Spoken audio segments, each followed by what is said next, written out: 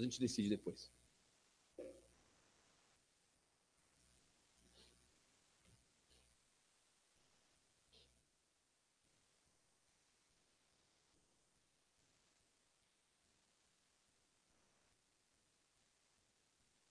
E aí, Tiago, então, né? Faz não sei quanto tempo a gente começou a estudar algumas coisas em Tiago e me deu muito desejo de estudar essa carta, porque, como nós vimos em uma ocasião aqui, né, essa não é uma carta de muita doutrina, é uma carta mais prática, né, para a vida cristã mesmo, como você coloca em prática algumas coisas.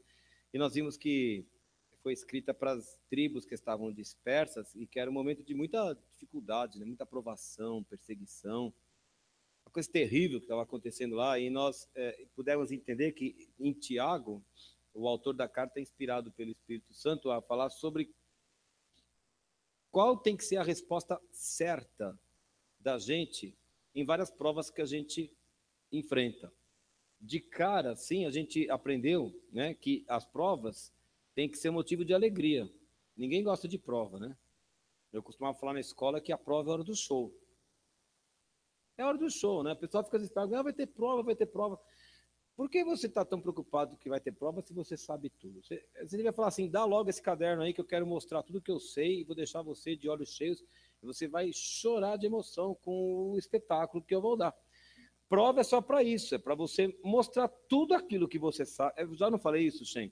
Então, ele que não me deixa mentir sozinho. É o momento do espetáculo, né? E, de fato, a gente não pensa assim. A gente pensa que prova é o momento da desgraça, né? E a tortura, e... enfim. Pedro Paulo. Mas o Tiago estava falando que a gente tem que ficar contente nas provações. Porque a gente tem que entender que por meio dessas provas, Deus está formando o nosso caráter, né? E formando a vida cristã, os valores da vida cristã em nós por meio delas, né? E a gente aprendeu então que a gente tem que ser grato e pedir sabedoria a Deus para vencer as provas. E tem que ter sabedoria e tem que ter perseverança nas provas, né? E devemos entender que nada vem de nós mesmos, mas toda suficiência para passar pelas provas vem de Deus. Não somos nós que podemos vencer as provas por nós mesmos, nós não temos isso. É Deus quem nos dá a capacidade para vencermos as dificuldades, as provações e mesmo as tentações. Aí depois a gente estudou que existe a prova da ira. Como é que a gente passa pela prova da ira? Quando nós somos muito provocados, quando enfim, a gente se irrita por qualquer coisa e muitas vezes a gente tem razão para estar irritado, mas qual seria a resposta certa, né? E nós temos aprendido que no momento da ira é melhor a gente ouvir mais, falar menos e de preferência nunca perder a cabeça. Por quê? Porque toda vez que a gente fica irado e a gente toma uma atitude com base na nossa ira, no nervosismo, na irritação, a gente não consegue produzir o efeito que Deus gostaria que a gente produzisse. O Moisés bateu na rocha, né, pela segunda vez, e ele até conseguiu tirar água, mas não era o que Deus queria. Deus queria que ele falasse a rocha. Então a gente pode, às vezes, até tomar uma atitude irada e obter um resultado positivo, mas não é o que Deus gostaria que fosse feito. Aí a gente tem que aprender a atuar de acordo com a vontade de Deus aqui, né? Então, a ira só pode ser vencida pela obediência à palavra de Deus, certo? E agora chegamos ao capítulo 2. Olha que coisa estranhíssima. Muito bem, nós vamos estudar o capítulo 2. Você tem olhos para ver, Glaucio? Então, oi, Cleusa, tá tudo certo, filho. Tudo certo, tudo certo. Capítulo 2. Então, eu vou fazer uma leitura rápida do capítulo todo. Não, vamos ler o versículo 3, depois a gente volta. Olha que coisa estranha. Meus irmãos, não tenhais a fé em nosso Senhor Jesus Cristo, o Senhor da glória, em acepção de pessoas. Se, portanto, entrar na vossa sinagoga algum homem com anéis de ouro nos dedos, em trajos, de luxo, e entrar também algum pobre andrajoso, e tratardes com deferência o que tem os trajos de luxo, e lhe disserdes, tu, assenta-te aqui em lugar de honra, e disserdes ao pobre, tu, fica ali em pé, ou assenta-te aqui abaixo do estrado dos meus pés? Não fizestes distinção entre vós mesmos, e não vos tornastes juízes tomados de perversos pensamentos? Ouvi, meus amados irmãos, não escolheu Deus os que para o mundo são pobres, para serem ricos em fé e herdeiros do reino que ele prometeu aos que o amam? Entretanto, vós outros menosprezastes o pobre. Não são os ricos que vos oprimem, e não são eles que vos arrastam para tribunais? Não são eles os que blasfemam o bom nome que sobre vós foi invocado? Se vós, contudo, observais a lei régia segundo a Escritura, amarás o teu próximo como a ti mesmo, fazeis bem. Se todavia fazeis acepção de pessoas, cometeis pecado, sendo arguídos pela lei como transgressores. Pois qualquer que guarda toda a lei, mas tropeça em um só ponto, se torna culpado de todos. Porquanto, aquele que disse não adulterarás, também ordenou não matarás. Ora, se não adulteras, mas, porém, matas, vens a ser transgressor da lei. Falai de tal maneira, e de tal maneira procedei, como aqueles que hão de ser julgados pela lei da liberdade. Porque o juízo é sem misericórdia para com aquele que não usou de misericórdia. A misericórdia triunfa sobre o juízo. Eu quero falar hoje sobre qual é a resposta correta à prova do preconceito. Como é que está na Bíblia, porque a gente tem que aprender alguma coisa com isso, tá? Como é que a gente aprende a responder corretamente ao preconceito? Dos versículos 1 a 4, você vai descobrir que Tiago apresenta uma situação hipotética. Entram duas pessoas nesta igreja, por exemplo, uma muito bem vestida, relógio de ouro, tal, né, terno, risca de giz e sei lá o que mais, né? E depois entra uma pessoa assim com a roupa toda rasgada, mas não foi porque rasgava da loja, né? É rasgada porque rasgou mesmo, e etc. Como é que nós recebemos as pessoas? Naquela época havia o costume de mandar a pessoa mais honrada sentar à frente, e quem tinha menos honra era obrigado a sentar no fundo. Era um costume. Por isso que ele falou assim, ó, se vocês mandarem a pessoa rica sentar aqui à frente, e se vocês mandarem a outra ficar em pé, ou no canto, ou embaixo dos meus pés, né? Então ele fala que isso é a distinção entre vós mesmos, né? E ele fala que seríamos juízes, porque nós estamos atribuindo o valor à pessoa seguindo critérios humanos, que são, no caso aqui, os critérios econômicos. E quando ele diz que quando seguimos este critério para classificar pessoas, ele fala que são perversos pensamentos. Qual é o grande problema disso? Bom, passa rapidamente a memória pelos evangelhos, como é que Jesus tratava as pessoas de forma geral?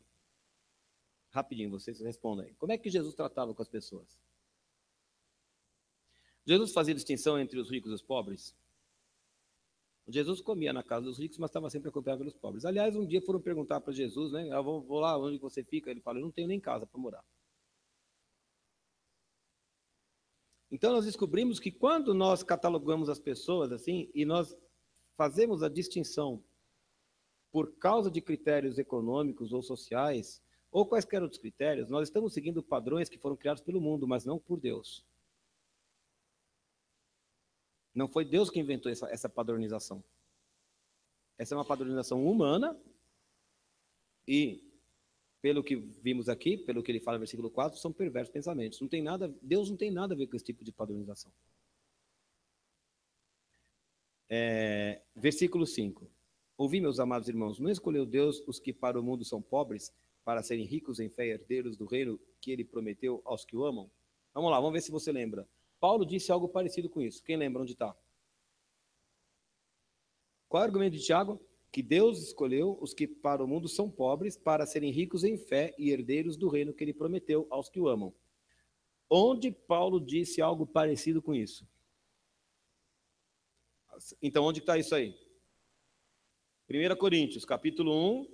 Então, vai lá, abre lá. 1 Coríntios 1, 26 a 29. Alguém vai ler bem alto aí.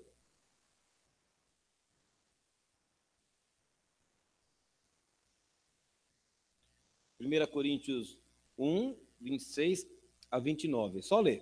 Vamos lá. Quem achou aí pode ler para a gente.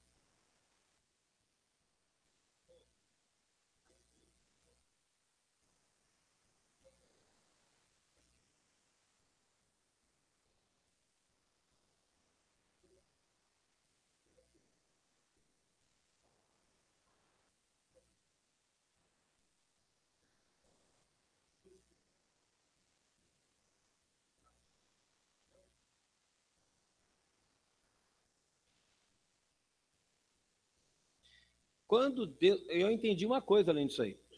Quando Deus criou essa inversão, essa aparente inversão de padrões, porque fala que Deus não escolheu as fortes, mas as fracas. Deus não escolheu os grandes, mas os pequenos. Deus não escolheu os importantes, mas aqueles anônimos. Para quê? Tem uma intenção nisso aí. Qual que é o versículo 29? Olha a intenção. Olha o que eu entendi quando eu estava lendo esses textos. O ser humano tem a tendência de criar seus próprios critérios e se orgulhar a partir deles. Deus não escolheu os pobres porque são pobres, Deus não escolheu os fracos porque são fracos, Deus não escolheu os que nada são porque nada são, só por causa disso.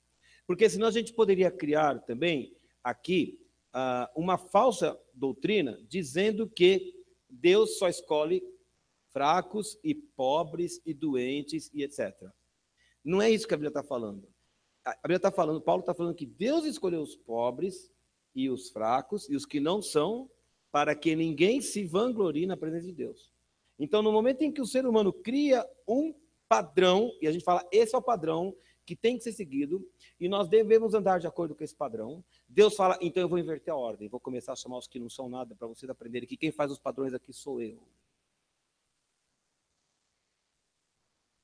Por que as pessoas começaram a falar várias línguas no Velho Testamento? Por que aconteceu a Torre de Babel? Para quê? Para quê? Tornarem o seu nome imortal. Ninguém precisava falar várias línguas. Podia todo mundo falar só português no mundo. Estaria muito bem. Se é que falavam português. Por que foi necessário Deus criar várias linguagens? Porque o ser humano queria criar, por meio da linguagem, a unidade total e alcançar uma grandeza maior que a de Deus. Então, toda vez que o ser humano se apoia em alguma coisa e resolve de alguma forma, se fazer mais importante do que Deus ou maior do que Deus, então Deus vai e muda na história. Deus interfere na história e ele muda padrões. Não tem nada de errado em ser rico. Não tem nada de errado em ser presidente da República. Não tem nada de errado em ter empresa multinacional. Não tem nada errado nisso. Só que isso não me faz melhor do que você, nem faz você melhor do que ninguém diante de Deus. Apenas isso. Esse não é um critério de Deus, esse é um critério humano. E quando a gente traz o critério humano para dentro da igreja, isso desagrada o Senhor. Porque na igreja, na casa de Deus, o único critério que pode prevalecer sobre todas as coisas é o critério de Deus, não o critério humano. Vocês estão entendendo como é que ele tá argumentando aqui sobre essas coisas? Né? Agora, aqui, a questão era simplesmente financeira. Então, eu só vou chamar os que são do meu nível. Quem é do nível abaixo, eu não vou chamar. Eu não vou chamar porque não vai poder comprar igual, não vai poder trazer o mesmo lanche que a gente vai trazer, porque talvez não possa contribuir para rachar o preço da pizza. Eu não vou chamar porque talvez não possa pagar o pedágio, então não vou colocar no meu carro. Eu não vou, porque nós vamos chegar lá naquela festa importante, um bem vestido, a pessoa vai estar lá com uma roupa mais... sei lá, uma roupa inferior, assim, então vão olhar para mim, porque que eu trouxe, então eu vou deixar de lado. Mas, na verdade, nenhuma dessas justificativas tem a ver com o reino de Deus vai crescer, a pessoa vai ser abençoada, e nós vamos fazer o trabalho de Deus. Todos os pensamentos têm a ver com quanto eu vou perder, com quanto prazer eu vou deixar de usufruir, como é que vão olhar para mim, o que vão pensar de mim. Não é verdade? Não tem nada de Deus nisso. Não tem nada de Deus nisso.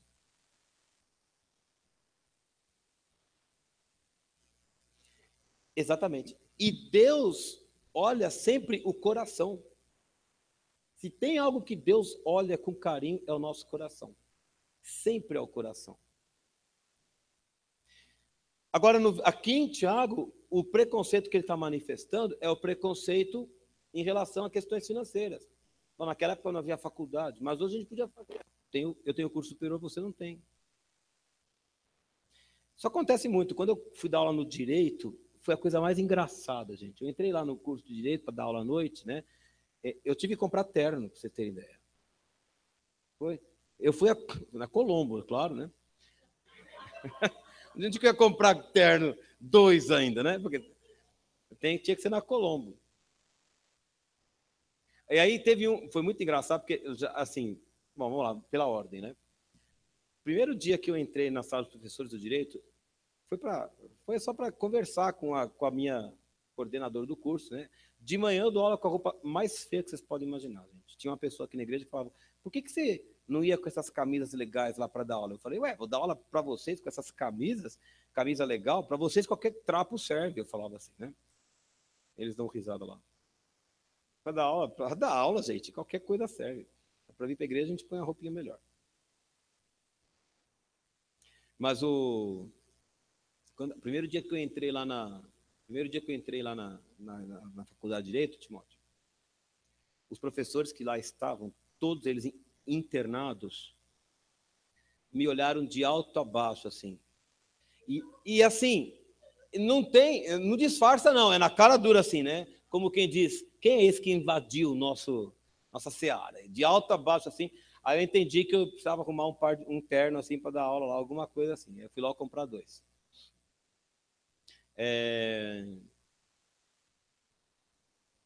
E funciona, porque aí como eu dava aula à noite, muitas vezes eu ficava direto, eu ia pela manhã e ficava direto para a noite.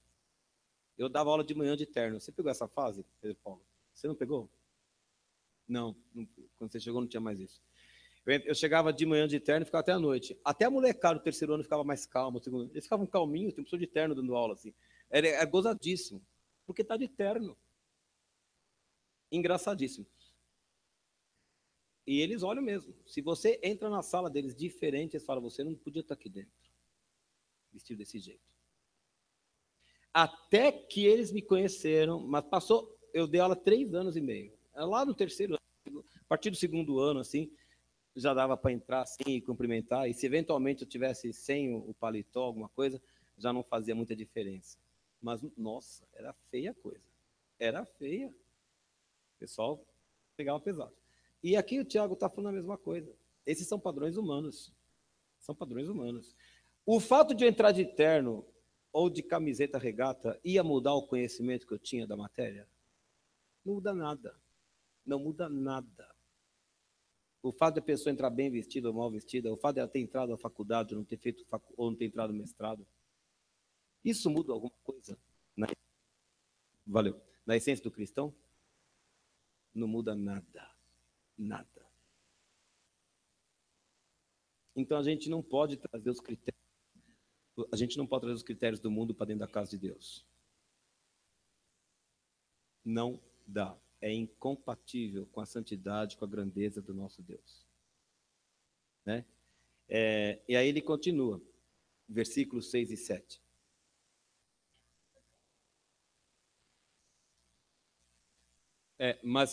Sim, mas meio assim, Gláucia. Um pouco eu tive que mudar a veste, e um pouco porque é um fator cultural. Vamos trocar esse microfone? Isso aqui não vai dar certo, não. E encontrar aqui e fazer de novo, tá? Rapidinho. Estou no 4. Um pouco é cultural, viu, Gláucia? Realmente, porque o mundo jurídico tem uma certa evidência, assim, você não pode aparecer ali com a camisa do Corinthians todo dia que não vai dar certo. Realmente não funciona. Ainda mais, né? Pois geralmente na porta da cadeia, né? Eu vou, isso é, bom, a gente podia falar disso em outras coisas.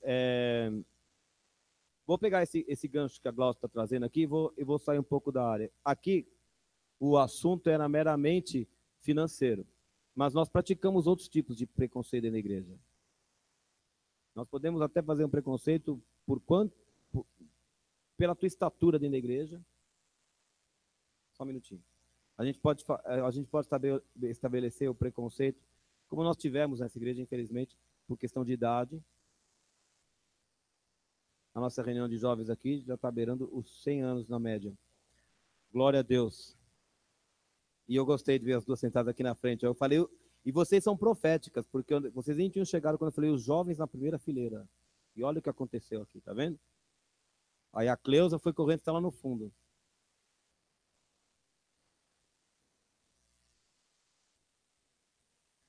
Então, nós temos essas coisas. Agora, me mostra na Bíblia. Me mostre na Bíblia onde foi, em que momento, né? o Senhor fez a distinção? O Senhor nunca fez a distinção. Então, eu tenho uma dificuldade, né, com as igrejas, quando elas decidem que você, por exemplo, nós temos que ter o culto dos adolescentes e o culto dos jovens e o culto dos adultos tudo ao mesmo tempo. Tem igreja que faz isso. O jovem fala, eu não gosto da liturgia, então eu não gosto da música, mas como eu disse para vocês, no começo do ano nós tivemos a Palavra da Vida e conhecemos um pastor de Batista, e ele colocou todo mundo junto no culto, ele acabou com todas as divisões internas por faixa etária e colocou todo mundo.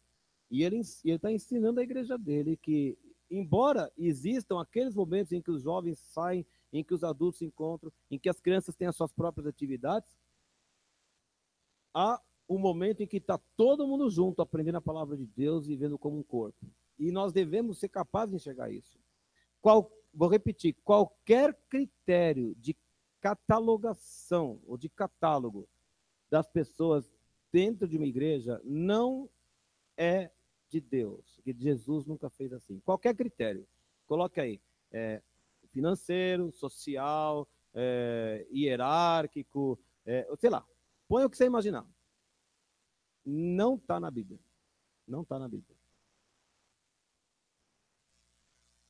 Você ia falar, Mônica?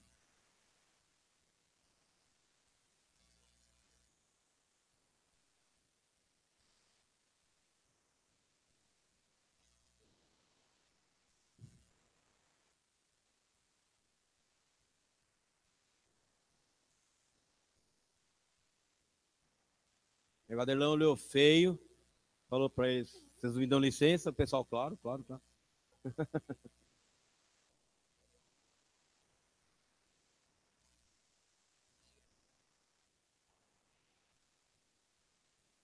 Eu quero só fazer uma coisa, um comentário. Não tem nada a ver com. Ai, meu Deus, a palavra fugiu. Existe uma simpatia que é natural. Eu sou muito amigo de fulano, eu sou muito amigo da Derlanda, ele é muito amigo meu. Existe essa empatia, que não tem nada a ver. Isso não quer dizer que porque eu sou muito amigo da Derlanda e tal, eu não posso ter o Pedro Paulo para comer uma pizza. Uma coisa, sempre haverá aqueles amigos que são mais próximos. A gente tem pontos de contato, né? A gente troca mais informação, né? Eu não conto tudo para todo mundo, mas eu posso contar para um amigo mais próximo algumas coisas. Isso é normal, não tem nada de errado nisso. Mas a gente sempre precisava enxergar o grupo, enxergar o corpo, né? Eu aprendi muito na igreja presbiteriana porque o nosso grupo de adolescentes fazia trabalho lá no cortiço que tinha na 21 de abril. E a Isis ela era, não era conselheira, né? Mas ela fazia o trabalho com os adolescentes na igreja naquela época, porque ela era seminarista em Prova da Vida. E eu não sei quem foi que abriu a porta, mas a gente ia todo final de semana, todo domingo a gente ia lá na 21 de abril, virando ali a esquina da São Leopoldo, e tinha um cortiço ali, e nós atendíamos duas famílias, íamos só os adolescentes. Eu tinha que ir em todos porque eu tinha o violão, né? E aí eu não podia faltar. Os adolescentes iam de forma geral, mas a gente não ia com muitos porque não cabiam, né? Eles moravam em quartos muito pequenos mesmo. E assim, gente, era terrível, assim, sabe? Eu lembro que uma casa tinha uma mãe tetraplégica. Era uma mulher de uns 30 anos. Ela teve um AVC e ela perdeu a fala e ficou tetraplégica. Ela tinha um casal de crianças. O menino chamava Marquinhos. A menina não lembro até hoje. Eu sei que eu tinha 14 anos, ele tinha uns 9, por aí. E tinha o marido que eu nunca conheci. Então, quando você entrava naquela casa, você tinha uma cama de casal com aquela mulher deitada. Ali, aqui do outro lado, um fogãozinho de 4 bocas, um guarda-roupa, uma geladeira. E moravam ali 4 pessoas. E uma mulher que não saía da cama e que não falava. Mas quando ela viu os adolescentes entrando lá na casa dela, ela abriu um sorriso. Ela não conseguia dizer uma palavra. Igual criança que ainda não aprende a se comunicar e ela até se contorcia na cama, porque a gente entrava lá para cantar 2 músicas, 3, aí a gente levava uma palavra. Pegada, pegada a dela, tinha uma outra senhora que era paralítica também. Essa falava, mexia os braços, mas não andava. Ela tinha 3 filhos. O marido não tinha um braço e voltava bêbado para casa. A mulher não saía da cama. Um dos meninos fazia xixi na cama. Aí não tinha janela no cortiço. Então, você imagina como é que era entrar ali e você tinha o cheiro do xixi, o cheiro de gente que não tomava banho, misturado com o cheiro do feijão e do arroz que estavam lá no fogão. E são coisas que a gente aprende assim, entendeu? Jesus morreu por aquelas pessoas também. E eu estava falando quinta-feira aqui que as portas do inferno prevalecem contra a igreja. Não é para esperar essas pessoas entrarem na igreja, é para a gente ir lá. É a igreja que ataca. Sempre a igreja que vai para cima. E a gente tem que entrar nesses lugares e levar o que a gente tem.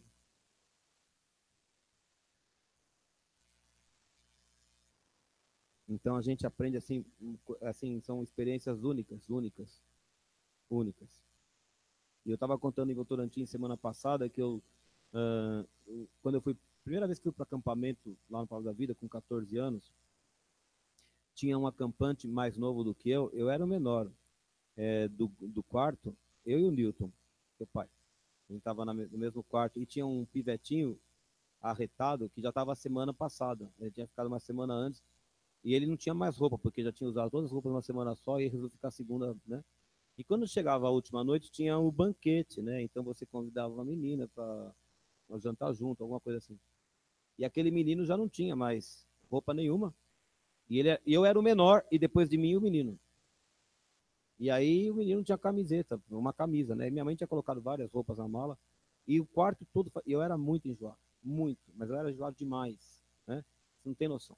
E o quarto todo, e o conselheiro, empresta camisa, empresta camisa pro menino. Eu tinha tanta camisa, eu não queria emprestar camisa pro menino. E aí eu, tá bom, vai, tanta pressão, eu fiquei até constrangido, acabei emprestando a camisa pro menino. E era o penúltimo dia. Aí, no dia seguinte, e hora de ir embora, né? Eu tava com febrão de 38 naquele dia, quando meu pai foi me buscar. Quando o papai tava, eu tava dentro do carro e pronto para sair do acampamento, o menino enfiou a cabeça no carro, assim, e falou: Muito obrigado. Eu espero que a gente se encontre um dia depois. Nunca mais encontrei o menino. Mas aquele muito obrigado valeu por tudo que eu tive que aprender e vencer no meu coração para ouvir aquilo. Então, ele está falando sobre essas coisas aqui. E nós fazemos tanto tipo de preconceito, tanto tipo de preconceito. Imagina se eu fizesse aqui uma reunião com os mais próximos meus aqui, então eu e a Anícia, nós íamos chamar alguns da nossa idade e tal, ou que tem 1% de interesse, e de repente Deus podia trazer aqui, sabe, um jovem de vocês aqui, trazer uma palavra para mim, trazer uma oração, contar uma experiência que ia mudar a minha forma de enxergar, mas eu ia perder essa oportunidade porque eu resolvi que ia ficar só com o meu grupo. E às vezes a gente perde as oportunidades grandiosas de Deus por causa disso. É ou não é? Então, vamos abrir os olhos. Aí vem o versículo 6 e 7, né? Entretanto, vós outros menosprezais o pobre. Aqui não é Marx, não, viu, gente? Marx não tinha nascido, tá? Antes que você interprete errado. Não são os ricos que vos oprimem e não são eles que vos arrastam para tribunais, não são eles que blasfemam o bom nome que sobre vós foi invocado? Qual é o bom nome que sobre eles foi invocado? De que nome estão falando? Alô? Está falando de qual nome? No versículo 8. Não são eles os ricos, os que blasfemam o bom nome que sobre vós foi invocado? Qual é esse bom nome? Uma é Jesus Cristo. Ele não está falando que os ricos oprimiam porque eram ricos. Antes que você comece a falar de luta de classes, tá? Isso aqui não tem nada a ver com luta de classes. A conversa aqui é bem diferente. É que os ricos eram os primeiros a denunciarem os cristãos e por causa do nome de Jesus, os ricos estavam mandando os cristãos para os tribunais e eles estavam blasfemando contra o nome de Jesus. Tá? Antes que você fale que o negócio aqui é que os ricos fazem mal para todo mundo e tal, eu não tô entrando nessa seara.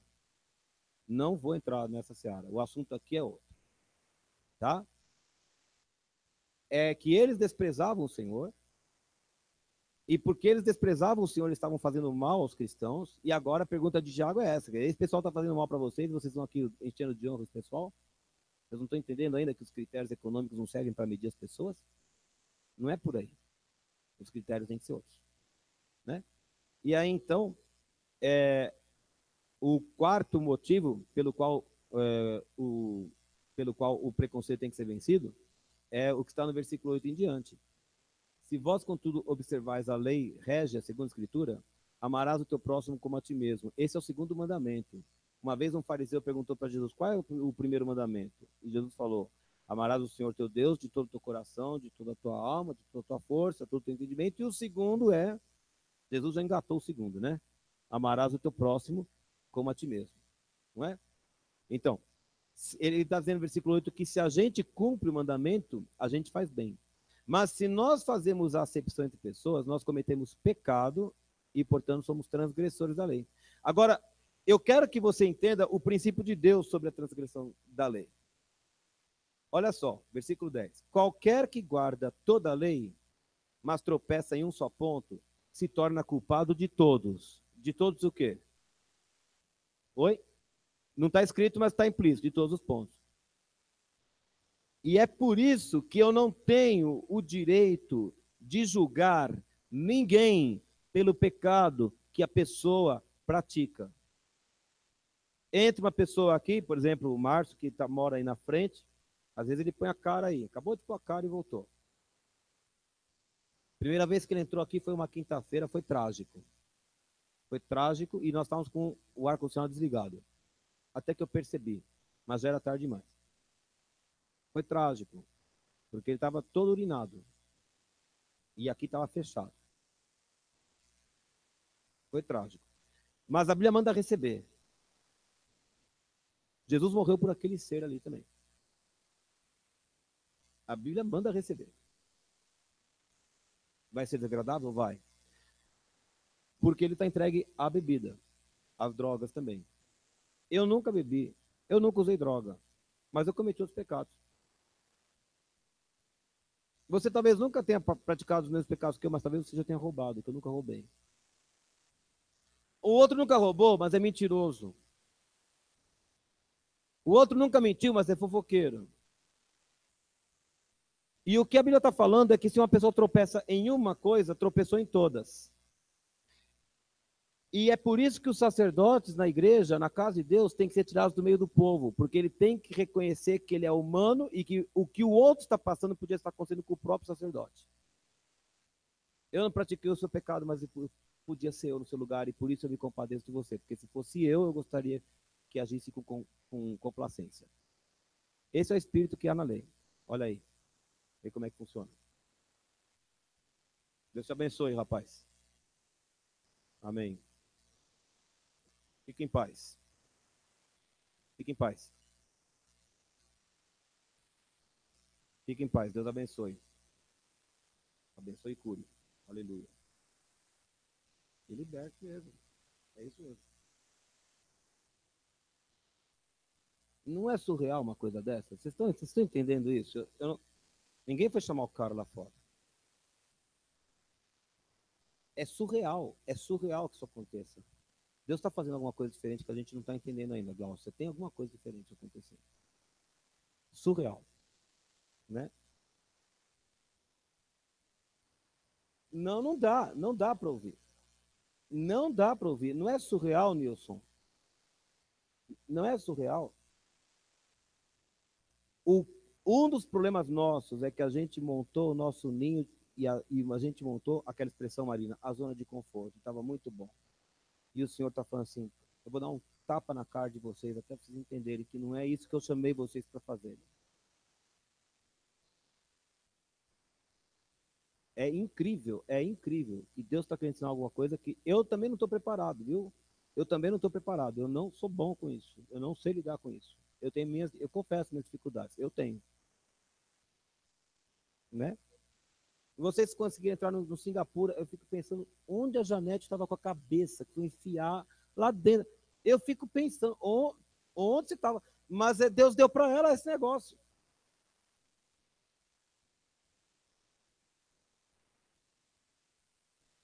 É ou não é? Amém. Amém. Amém. Amém.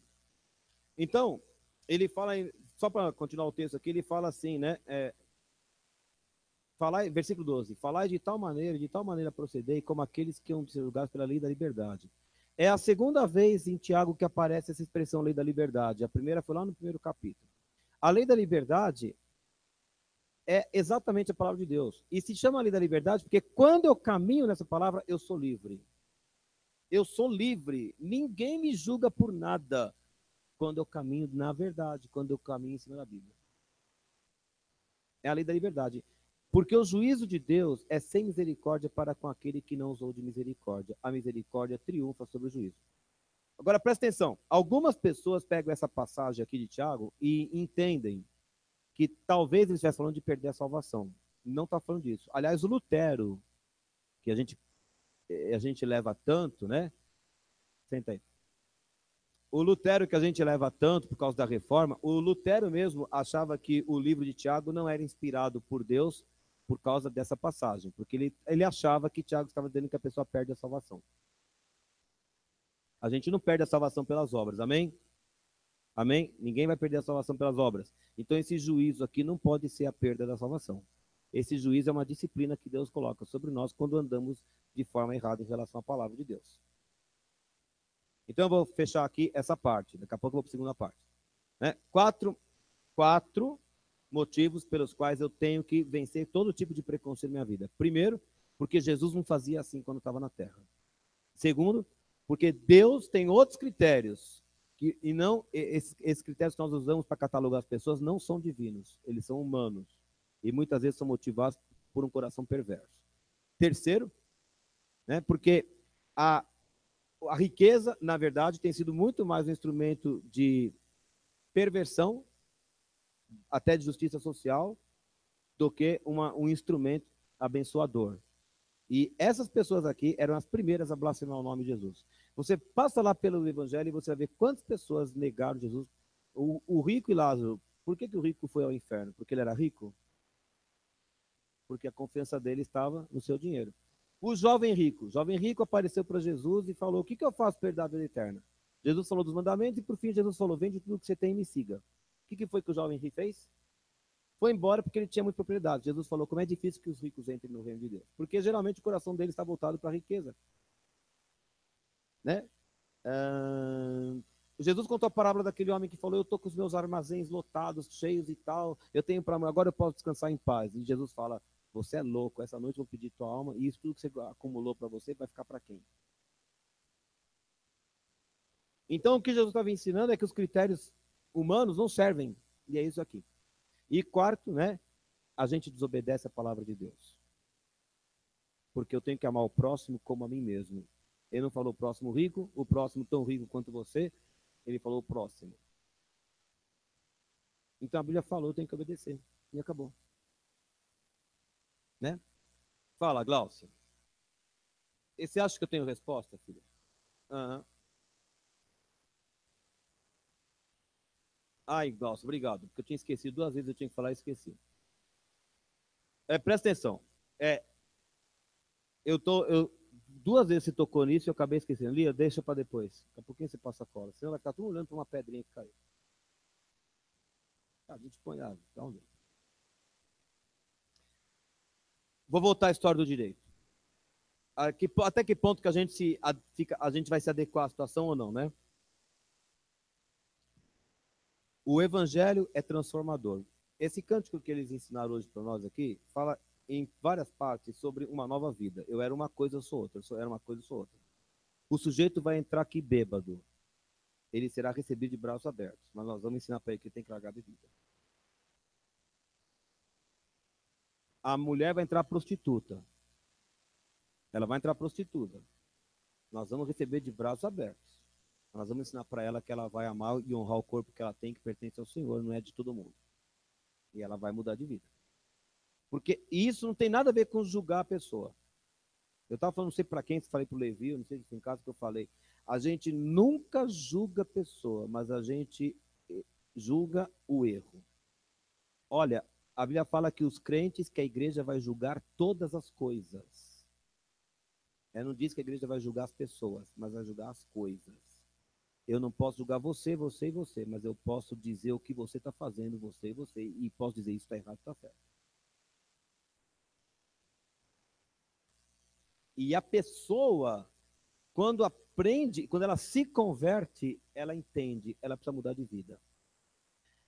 E o nosso papel é entender que ela vai passar por uma luta terrível, porque ela incorporou um comportamento que muitas vezes tem até reflexões físicas, né, necessidades, como é o caso de muitos vícios, e que não vai ser fácil para a pessoa. E ela tem que saber que aqui ela tem ombro para se escorar e falar, estou precisando de socorro. Mas ninguém vai passar a mão na cabeça. Nós vamos ensinar a reatar a comunhão com o Pai, nós vamos ensinar a pessoa a mudar de atitude, a criar estratégias para fugir do erro, etc. Mas fala, você vai mudar de vida. Porque Jesus é o Salvador, meu querido. Você falou aqui, Jesus é o caminho, a verdade e a vida. Ele é o caminho. A pessoa está num caminho torto, ela quer um caminho novo. Não adianta ela querer Jesus e continuar andando no caminho que estava antes, que não é incompatível. Vai mudar, tem que mudar. Eu entrei lá para dar um direito. Primeiro dia que eu apareci lá era uma tarde. O pessoal olhou torto, mas eu não ia dar aula naquele dia. Mas olharam todos, porque tem um cara aqui apaisando aqui dentro, que a gente nunca viu. Quando eu fui dar aula, eu tenho que entender, tenho que falar a linguagem deles. E nesse sentido, a pessoa vai entrar aqui, ela vai ter que entrar, vai entrar a linguagem do Espírito. E o Senhor transforma vidas. Quando você encontra uma pessoa dormindo na rua daquele jeito, Jesus morreu por aquela pessoa, eu não tenho o direito de detestar aquela pessoa, mas você tem que entender que aquela não é uma situação que dignifica o ser humano. E nós somos criados à imagem e semelhança de Deus. E morar na rua, ao relento, e fazer xixi na roupa, não tem nada a ver com dignidade humana. Vocês concordam comigo? Jesus quer libertar e mudar a história desse pessoal. É para mudar a história. Quantos aqui já tiveram sua vida mudada por Jesus em alguma área? Você consegue ver como você era indigno e como Deus transformou você em alguma pessoa digna nessa área? Então, Jesus quer fazer isso com eles também. Porque o Evangelho transforma. Muito bem. E aí, para terminar, né? Eu nem ia falar tanto, gente, mas está tão bom de falar aqui. Não sei se está bom para vocês, mas eu sinto a presença de Deus na casa aqui. Amém. Amém. Você, quem diria? Verdade. Eu vou ao versículo 14. Vamos ler, 14 ao 17. Agora eu quero falar sobre o que é uma fé viva, porque nós estamos falando como responder ao preconceito. O que seria uma fé viva, né? E o argumento que o Tiago vai apresentar até o final do capítulo é que quando uma fé é viva, ela supera a inércia espiritual. A fé viva ultrapassa a barreira da inércia. E ela sempre se concretiza. Ela sai do plano, esse plano metafísico, né? A gente gosta de espiritualizar tudo, né? E falar de coisas espirituais. A fé sempre se concretiza. Ela tem que se materializar. E é disso que nós vamos falar aqui. Então, ele fala do 14 ao 17. Meus irmãos, qual é o proveito se alguém te disser que tem fé, mas não tiver obras? Pode acaso semelhante fé salvá-lo? Então, essa pergunta aqui, cuidado, não está falando que as obras vão te mandar para o céu. E salvá-lo é do juízo que está lá no versículo 13. Ah, eu creio em Deus, eu acredito em Deus, eu sou filho de Deus, eu fui chamado para ser cabeça e não cauda, e eu acredito em todas as promessas de Deus, e só porque você acredita, você acha que Deus vai te isentar se você não cumprir o seu papel? É isso que ele está falando aí. Deus vai te cobrar do mesmo jeito. Se um irmão, desculpa, se um irmão ou uma irmã estiverem carecidos de roupa e necessitados de alimento cotidiano, e qualquer dentre vós lhes disser, ide em paz, aquecei-vos e fartai-vos, sem contudo lhes dar o necessário para o corpo, qual é o proveito disso? Então eu estou vendo meu irmão padecendo necessidade na igreja, e eu falo, eu vou orar por você, viu? Eu posso orar quanto for, o cara vai continuar passando fome. E a pergunta, Tiago, é para que serve uma fé dessa? Eu vou orar para Deus abrir as comportas do céu e vai chover sucrilhos na sua casa. Para que serve isso? Seria muito mais se eu saísse daqui, fosse até o Carrefour ali e comprasse 2 litros de leite dessa pessoa. Os sucrilhos, Jesus manda os sucrilhos. Eu dou a minha contribuição, né? Outra parte Jesus faz. Esse Marcelo é terrível, gente. Aí então o versículo 7 fala aqui, uma fé, se não tiver obras, por si só está morta. Então o Tiago está dizendo com esse exemplo aqui, né? Que a fé é inoperante, é inerte, né? Ela não prova nada sobre mim nem sobre você. Se tudo que eu tenho para dizer para a pessoa são palavras bonitas. E aí então, o Tiago levanta o Tiago levanta um diálogo hipotético no versículo 18. Mas alguém vai dizer, Levi, fica quieto. Mas alguém dirá, tu tens fé e eu tenho obras. Mostra-me essa tua fé sem as obras, e eu com as obras te mostrarei minha fé.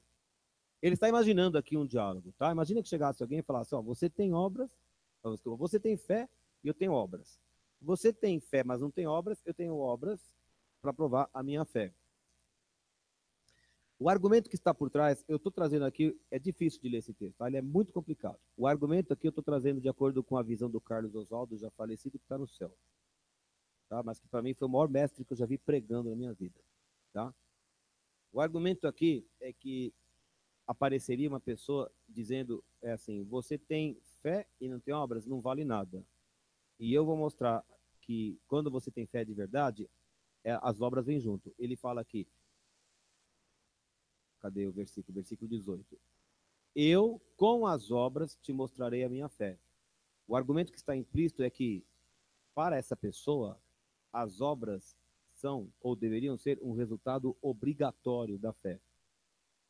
Essa pessoa entende que, se uma pessoa tem fé, obras virão no pacote automaticamente. Só que as coisas não são assim.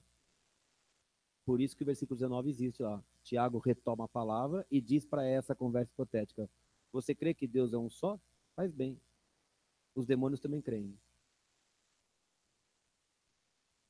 Presta atenção. Eu nunca vou questionar se a sua fé é genuína ou não. O argumento que está por trás é que se a pessoa não tem obras, ela nunca teve fé. É isso que a pessoa está dizendo. Não é verdade. Você pode até ter fé e não ter obras. Só que a sua fé é inerte. Num plano mais grosso, o que essa pessoa do versículo 18 estaria dizendo é: se você não tem obras, então é porque você nunca foi crente. Não é assim. E existe muita gente na igreja que tem fé, mas é uma fé inerte, inoperante. Por quê? Porque não se transforma em obras. Então, Deus já me deu a fé para crer nele. Agora, Deus tem que me dar autoridade, ou tem que me dar um coração que ame, para que eu deixe essa fé se concretizar através de obras. Por isso que ele fala do diabo. O diabo também crê em Deus. Agora, vê se o diabo faz boa obra. Aliás, nem sempre quando você vê boas obras, é Deus que está por trás.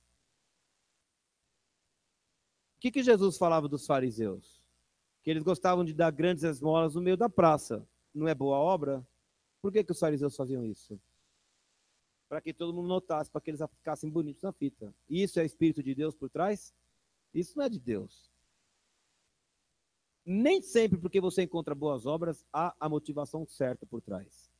Um monte de gente hoje na mídia faz doação. Um monte de gente faz grandes obras beneméritas. Nem sempre isso é manifestação de fé genuína. Mas a nossa fé genuína é bom que ela se transforme em boas obras. É bom, e é isso que ele vai falar aqui. Versículo 20, então ele fala: queres, pois, ficar certo, homem sensato? Esse homem sensato é o do versículo 18. Esse aí que apareceu do nada. Você quer ficar certo? de que a fé sem obras é inoperante, esse é o ponto. Não é que não exista fé sem obras, existe, mas é uma fé que não funciona para nada. Ela é inoperante. Ele vai mostrar aí. Versículo 21. Não foi por obras que Abraão, nosso pai, foi justificado quando ofereceu sobre o altar o próprio filho, Isaque? Em que momento, você conhece a Bíblia, em que momento, deixa eu ler mais um pouquinho, 22, 23. Vês como a fé operava juntamente com suas obras. Com efeito, foi pelas obras que a fé se consumou e se cumpriu a escritura, a qual diz, Abraão creu em Deus e foi imputado para a justiça e foi chamado amigo de Deus. Você sabe em que momento Abraão creu em Deus e isso foi imputado para a justiça? Você sabe onde está esse versículo? Quando Deus fala para ele olhar para o céu e promete que teria uma descendência tão numerosa quanto as estrelas. Isaac tinha nascido? Foi naquele momento que ele creu. Naquele momento ele creu. Quando foi que essa fé foi provada ao ponto máximo? Quando tendo Isaac, já jovem, Deus fala, sacrifica Isaac. Como assim? Era para Abraão saber que ele cria? Abraão sempre soube que criou. Ele creu lá quando Deus apareceu à noite e chamou para fora da tenda. Era para quem saber que Abraão cria? Era para Deus saber que ele cria? Não. Deus conhece os corações. Quem é que tinha que saber que Abraão cria? Isaac também.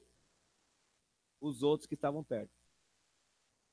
Nunca se esqueça de que Abraão, Isaac e mais 3 foram juntos. Os 3 param no meio do caminho. E ele acaba de subir o morro. Nós vamos adorar e depois nós vamos voltar. E eles falam, caramba, eles subiram. Você acha que os outros não perceberam que eles subiram com fogo, cutelo e não tinha cordeiro? Foi só Isaac que percebeu isso?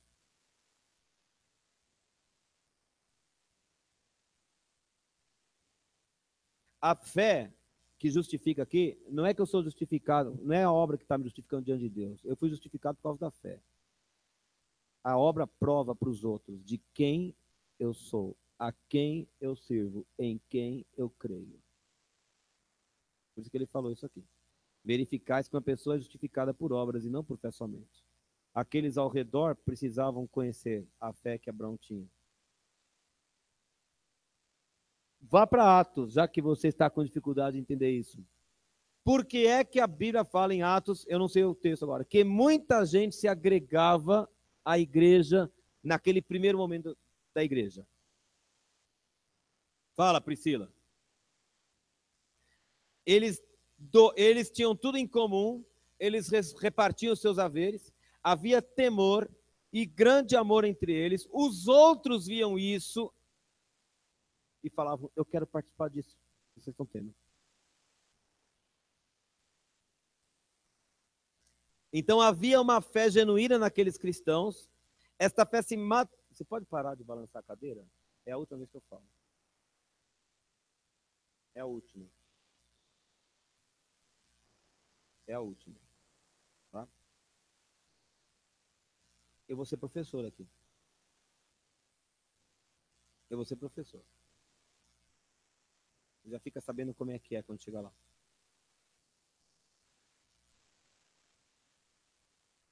O que eu estava falando quando eu fui interrompido gloriosamente por uma cadeira saltitante?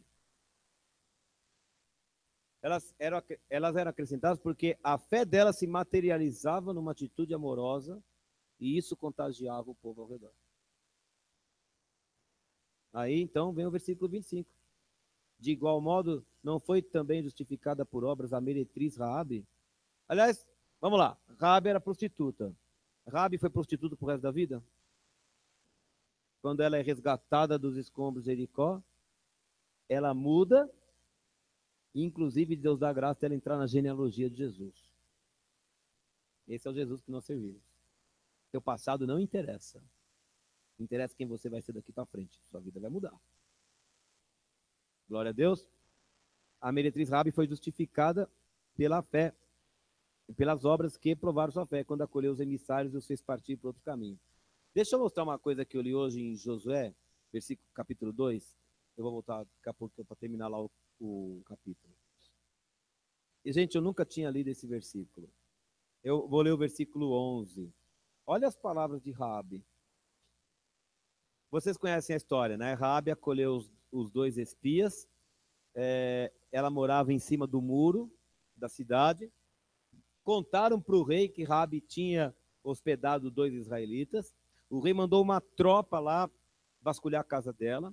Ela inventou uma história, falou que eles já tinham ido embora antes de anoitecer. Ela tinha escondido os dois no terraço. Eles saiu uma tropa toda para fora da cidade para fazer para vasculharem a área toda. E ela falou para eles: eu fiz o bem para vocês, vocês jurem que vocês vão preservar a minha vida, dos meus pais, dos meus irmãos e tudo que eles tiverem. E eles fizeram um pacto, né? Nós vamos preservar desde que você coloque esse fio escarlate por onde eles desceram na janela quando nós chegarmos. Mas olha o que ela disse no versículo 11. Olha que profissão de fé linda. Ouvindo isso, desmaiou-nos o coração. E 2:11, Josué. E em 2:11, Josué 2. Ouvindo isso, desmaiou-nos o coração, e em ninguém mais há ânimo algum, por causa da vossa presença. Olha só o que ela falou agora. Porque o Jeová, Yahvé, vosso Deus, é Deus em cima nos céus e embaixo da terra. Raabe sabia quem era Jeová. O povo todo estava desesperado. Quem são esses que atravessaram o mar, chegaram, mas ela sabia. O Deus de vocês é Deus acima dos céus, é Deus embaixo da terra. Vocês venham me buscar aqui, eu não quero morrer não, eu quero ir. Porque ela sabia quem era Deus no seu coração. Ela recebeu, protegeu os espias de Israel. Ela tinha fé.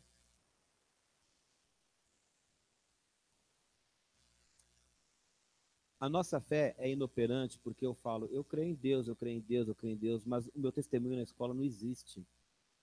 A minha fé é inoperante porque eu falo, eu creio em Deus, eu creio em Deus. Olha só, gente, os alunos lá, um professor pegou fogo lá na escola. Pegou fogo no professor. Ele se queimou a cabeça toda. E ele é careca, para piorar um pouco.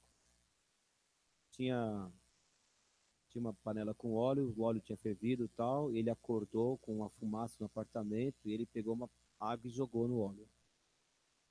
Pegou fogo nele na hora, tudo, né? Ele não perdeu os móveis da cozinha, né? Queimaduras no segundo grau, está voltando agora para dar aula. Os alunos, e ele não precisa, ele tem grana, ele é sozinho, ele ganha bem, ele tem 2 empregos, ele não precisa. Os alunos falam, gente, nós vamos fazer uma vaquinha.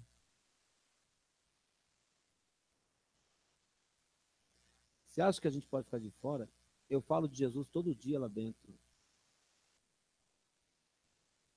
Vocês estão entendendo? Ele não precisa. Mas não é por causa dele que eu vou dar R$ 10.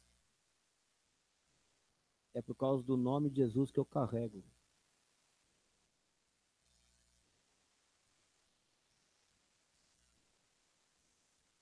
Faz sentido o que eu estou falando?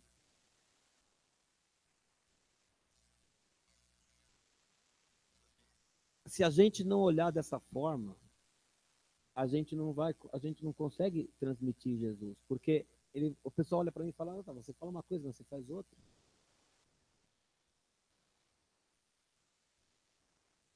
Então, nesse sentido, Glaucio, a minha fé, não vai me justificar diante de Deus. Deus sabe a fé que eu tenho. Mas aquele precisa me reconhecer como um homem de Deus. Quem entrar aqui, se a pessoa tiver pregada de ouro, ou estiver com roupa rasgada, ele tem que saber que aqui dentro tem a presença de Deus e que nós somos pessoas de Deus. E que a gente vai passar por cima dessas diferenças. E nós somos capazes de olhar além das diferenças e ver o que Deus pode fazer no coração e como pode transformar aquela vida. E a gente canta brilharei. É isso que é brilhar. Então, o Senhor hoje está aqui. Eu não sei por que eu vim trazer as palavras. Quer dizer, eu estou estudando Tiago, eu estou amando estudar Tiago, mas Deus já tem nos colocado diante da prova do preconceito. Nós somos derrotados muitas vezes nessa igreja já por causa disso e temos escolhido. Esse pessoal aqui, que hoje está representado pelo Pedro Paulo, mas que já foi bem mais numeroso, enfrentou dificuldade quando eles chegaram. Porque Dividiu-se um grupo aqui. Ah, o pessoal do Mackenzie, o pessoal do Mackenzie. Hoje, depois isso foi acabando, mas no começo foi difícil para eles. Eu ouvi isso numa reunião de pastores aqui.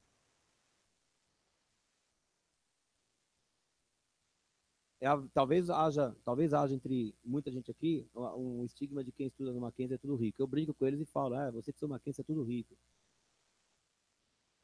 O que tem, o que tem de gente passando dificuldade naquela escola, o Mackenzie precisa dar um monte de bolsas ali. A quantidade de alunos bolsistas nós temos, por causa até da filantropia que a gente tem que manter, de gente passando dificuldade severa, vocês não têm noção. O Mackenzie recebe uma porção de alunos que vem de escola pública.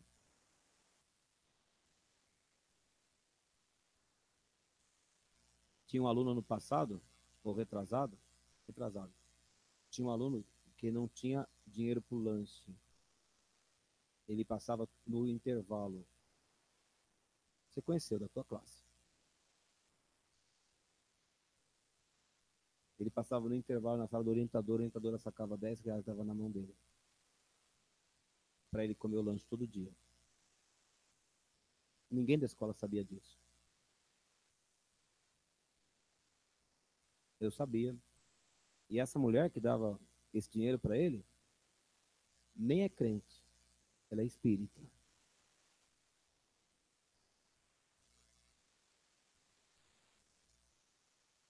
Como é que a igreja deixou?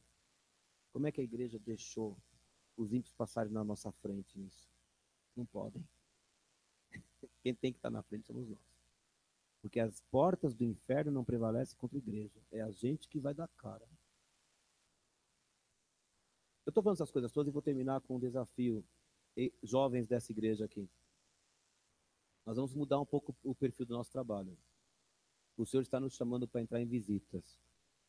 E talvez, certamente acontecerá, de nós vimos aqui há alguns dias, abrimos aqui a reunião com um pequeno louvor nosso, a gente vai entrar nos carros e a gente vai para casa de alguém levar o evangelho. Então, se você tem gente perto da tua casa, amigo, parente, vizinho, e você quer abrir sua casa para a gente entrar lá com um grupo de 10, 8, 12 pessoas, para receber os seus amigos da igreja, para que a gente vá lá e coma bastante e pinte o sete na sua casa, essa é a hora de você chamar, porque nós vamos sair daqui de dentro. Aqui está muito confortável, está muito confortável. Só que algumas pessoas estão entrando lá e a gente não está indo buscar, porque está confortável demais. Essa não é a obra que justifica a fé. Essa é a obra que contraria a fé. Nós somos chamados para buscar as pessoas. E é isso que nós vamos fazer. Amém? Amém. Vai ser assim. Alguém quer falar uma coisa de Deus aqui na frente? Quer falar, Vitor? Não? Lia, você quer falar? Pedro? Timóteo, quer falar? Sim. Vai lá, quer. Amém. Você vai falar?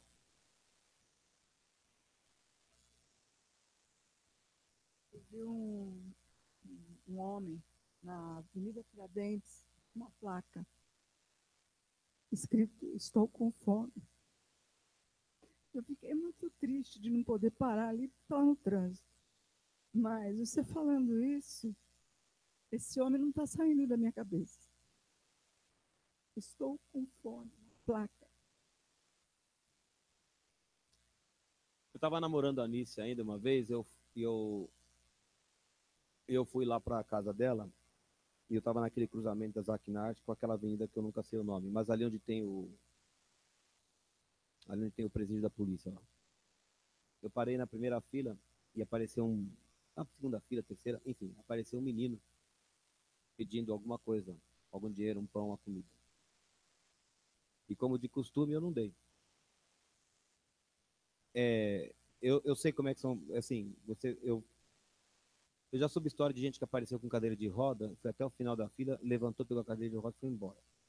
Tá? Então, é assim, mas naquele dia, Timóteo, foi chocante, porque eu falei que eu não tinha alguma coisa tal, e abri o farol. E deu tempo de olhar pelo retrovisor aqui do lado, quando o menino sentou na guia e começou a chorar de desespero.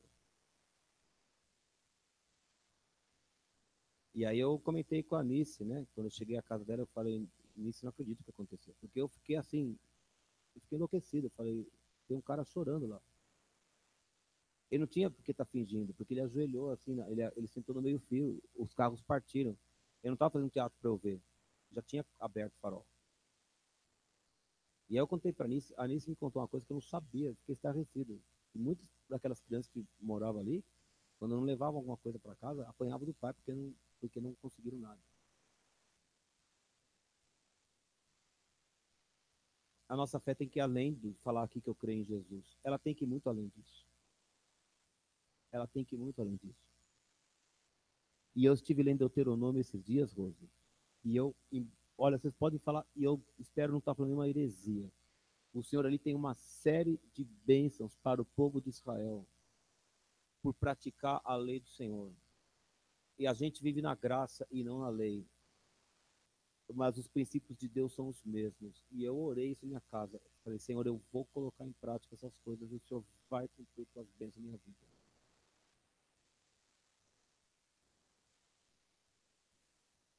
Porque sabe, Vitor, se morreu a lei, se morreram as bênçãos, vamos rasgar o Velho Testamento, vamos dar só de Jesus para frente. Mas se o Deus que nós servimos é o mesmo ontem, hoje e será eternamente, então essas bênçãos têm que continuar acompanhando o povo que crê no Senhor e que serve a Ele. Não é possível que não acompanhe. Então Jesus está tocando meu coração e está tocando o seu também, Pedro. Deus vai usar a gente para alguma coisa. E não importa quantos sejam, não importa quantos sejam. Se entrarem 3 de nós numa casa e a casa for abençoada, valeu. Era isso que era para acontecer. Fala, Derlan. Aleluia.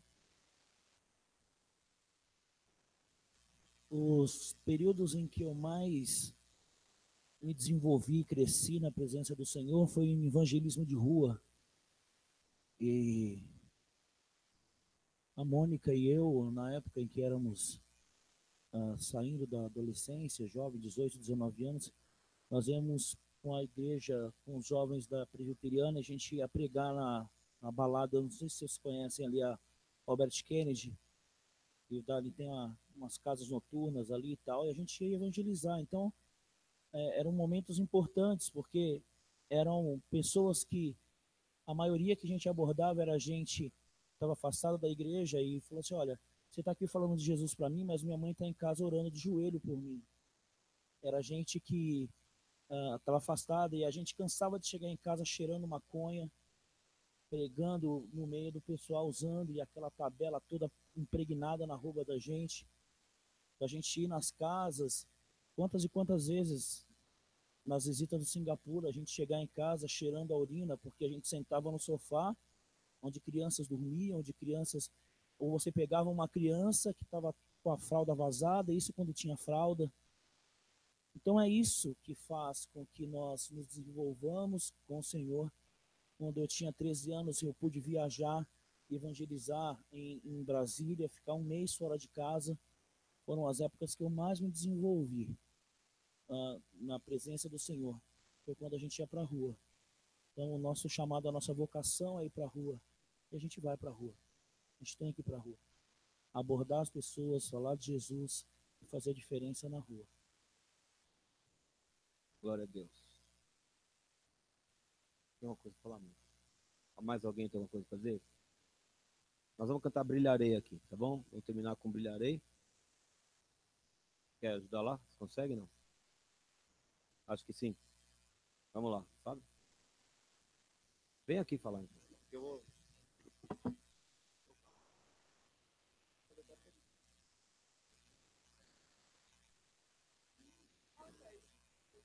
Esse é o contrário. Moro. É muito bem falar. Algumas coisas eu já vi, as outras coisas.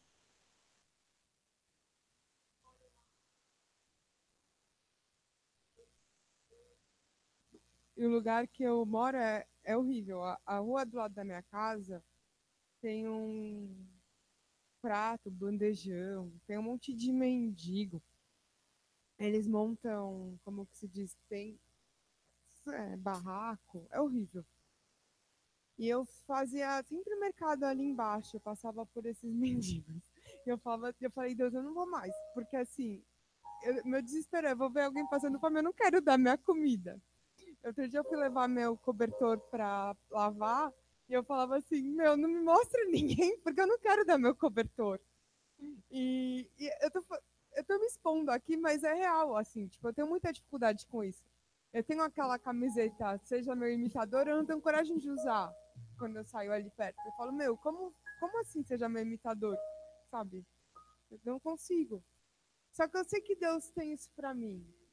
E se Deus tem isso pra mim, então eu vou conseguir. E eu acho que eu vim me expor aqui porque eu queria que a gente orasse nesse sentido, porque eu acho que não é só comigo que acontece isso. Se eu achasse que fosse só comigo, eu não vinha aqui, eu orava em casa.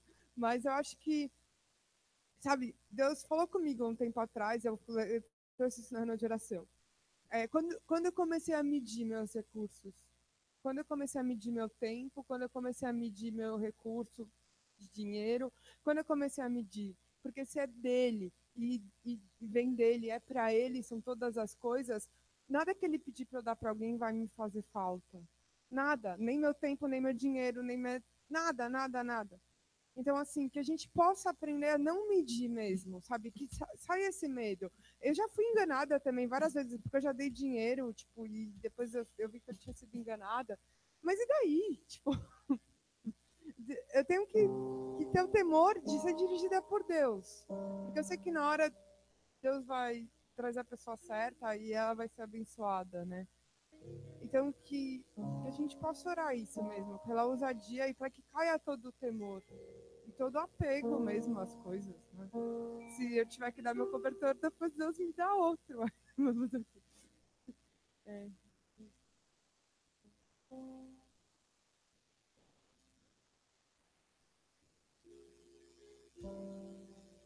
Uhum. Não, tem que ter a estratégia certa. É isso aí. Mas a gente tem que ter o coração desprendido. Acho que esse é o... Derlan vem cantar? Vamos ficar em pé, gente?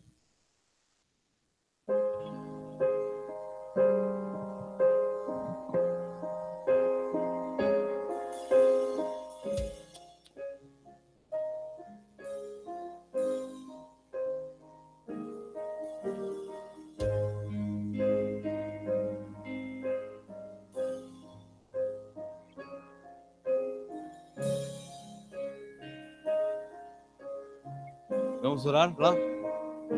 Senhor, eu vi o sol surgir e acordar minha manhã. Me levanto pra te dar louvor.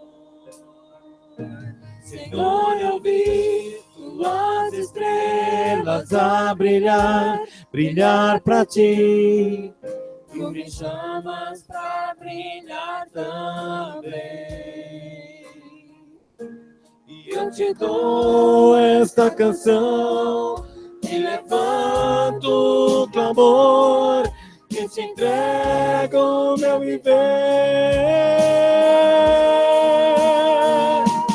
Brilharei como as estrelas que estão no céu, ao lançar tua verdade na escuridão. Viverei pra tua glória, Cristo, viverei pra tua glória. Senhor, eu vi o sol surgir e acordar minha manhã. Me levanto pra te dar louvor. Senhor, eu vi tuas estrelas a brilhar, brilhar pra ti. Tu me chamas pra brilhar também. E eu te dou esta canção, e levanto o clamor, e te entrego meu viver. Brilharei como as estrelas que estão no céu, avançando a verdade na escuridão. Viverei pra tua glória, Cristo, viverei pra tua glória. Queimarei bem forte em teu louvor, sendo luz a este quebrado mundo. Viverei pra tua glória,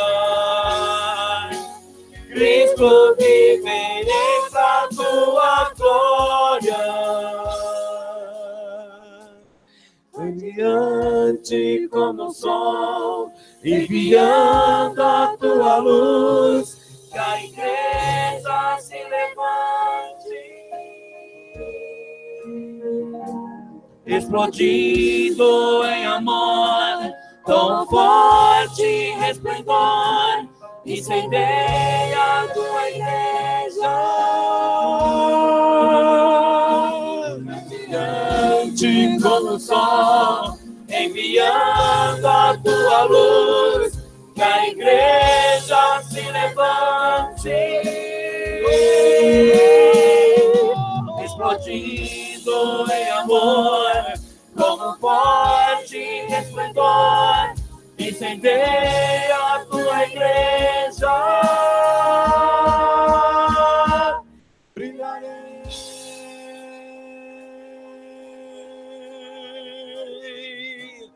Brilharei,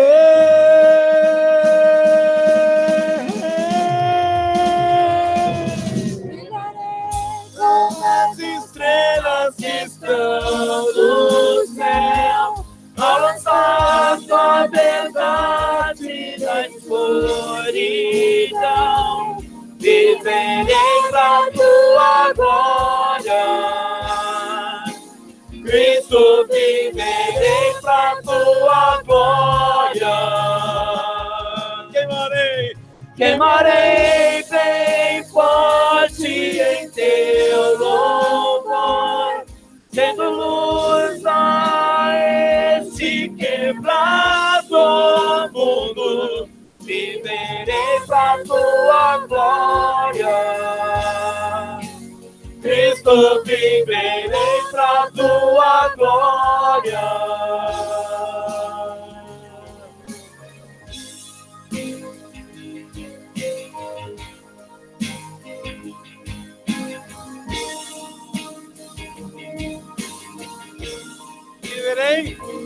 Viverei pra tua glória,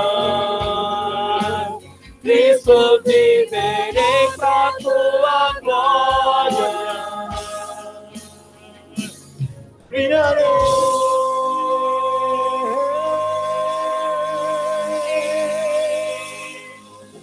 aleluia, aleluia.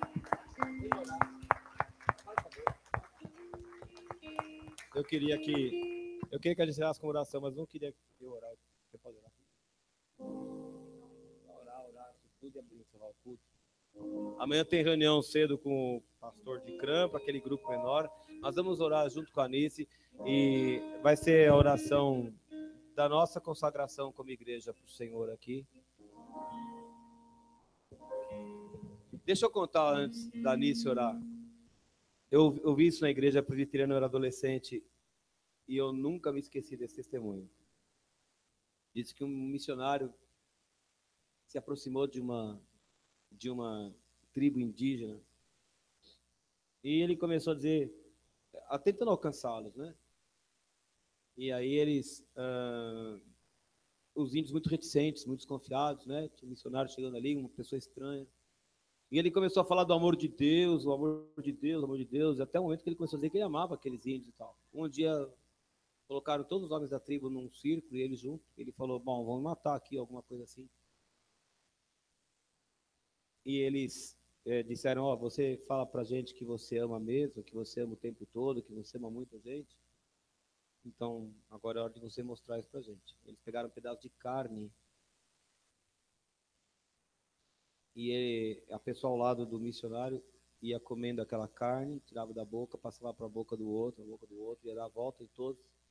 E ele tinha que ser o último a pegar aquela carne mastigada e tinha que engolir aquela carne. Vamos ver se você ama a gente de verdade. E para os índios era uma coisa normal, eles comiam gente, né? E aquela carne pegava, mordia, mastigava, tal, passava para o outro. Até que chegou ao missionário que era o último. Eu não sei quantos eram, 30, 50 ou 20, ou se fossem 2. Se fosse 1.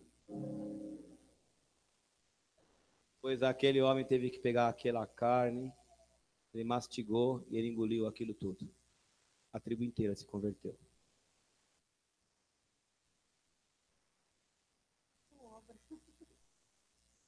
E a gente tem dificuldade porque um cara se veste bem ou se veste mal. A gente não sabe nem o que a gente está falando. Porque um cheira bem ou cheira mal. Que Deus nos ajude, né?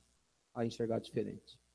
Deus não está pedindo que a gente mastigue a carne dos outros. Ainda.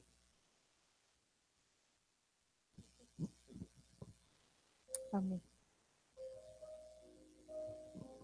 Quando a gente se converte, né, e conhece a Jesus, e vê toda a transformação que Jesus fez nas nossas vidas, a gente olha o cansado, olha o aflito, olha aquele que está desesperado, e a gente sente o nosso coração doer por aquelas vidas, né? E a gente deseja tanto que aquelas vidas também conheçam o Senhor e também possam ser transformadas como a gente foi, né? Mas conforme a gente vai andando, vai caminhando, parece que essas coisas vão esfriando no nosso coração e a gente precisa ouvir uma palavra como essa para que aquilo possa voltar a queimar nas nossas vidas, né?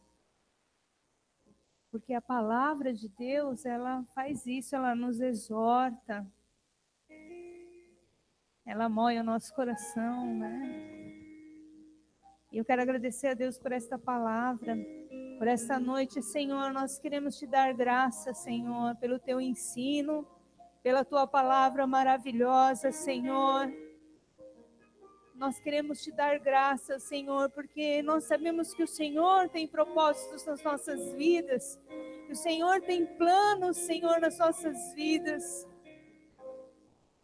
Pai, em nome do Senhor Jesus, que essa palavra, ela possa realmente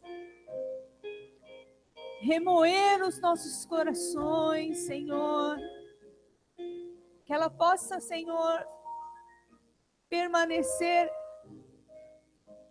fazendo com que o nosso coração se sinta incendiado, Senhor, pela compaixão pelas vidas. Aleluia. Que nós possamos ser movidos, Senhor, pela fé, pelo amor, pelas almas, Senhor, em nome do Senhor Jesus. Que o Senhor faça um reboliço aqui no meio desses jovens, dessa igreja, Senhor. Em nome do Senhor Jesus, Pai, que o Teu Espírito possa nos mover, possa nos fazer com que a gente saia dessa inércia, Senhor. Que esse grupo se una, Senhor, no mesmo Espírito, debaixo da Tua graça, Senhor. Que os nossos olhos possam ver, Senhor, pessoas se levantando, enfermos sendo curados, drogados, Senhor, sendo libertos, Senhor, como aquele jovem que aparece por aqui. Que o Senhor fale nos nossos ouvidos aonde que o Senhor quer que nós estejamos, Senhor, o que o Senhor quer que nós façamos. Envia-nos, Senhor, envia as nossas vidas, envia este grupo, envia esta igreja, Senhor. Nós queremos ver, Senhor, os sinais, nós queremos ver as maravilhas, nós queremos ver, Senhor, Ah, Pai, os teus sinais maravilhosos, Senhor, a tua palavra erguendo as vidas, levantando o abatido, o aflito, o necessitado. Usa-nos, Senhor, para a tua glória. Usa-nos, Senhor, usa as nossas vidas, Senhor, em nome de Jesus. Que a tua palavra, Senhor, possa fazer efeito através das nossas vidas para outros, Senhor. Em nome do Senhor Jesus, opera esta palavra em nós, para a honra e glória do teu nome. Faz-nos sensíveis à tua voz, Senhor, em nome de Jesus. Amém. Aleluia. Dê um grande aplauso a Jesus.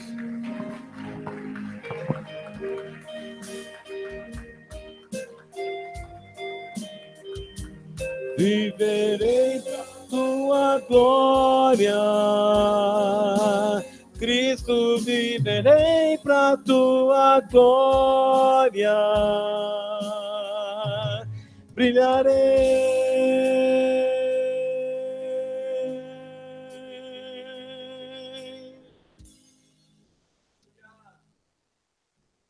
Jesus é bom, aleluia.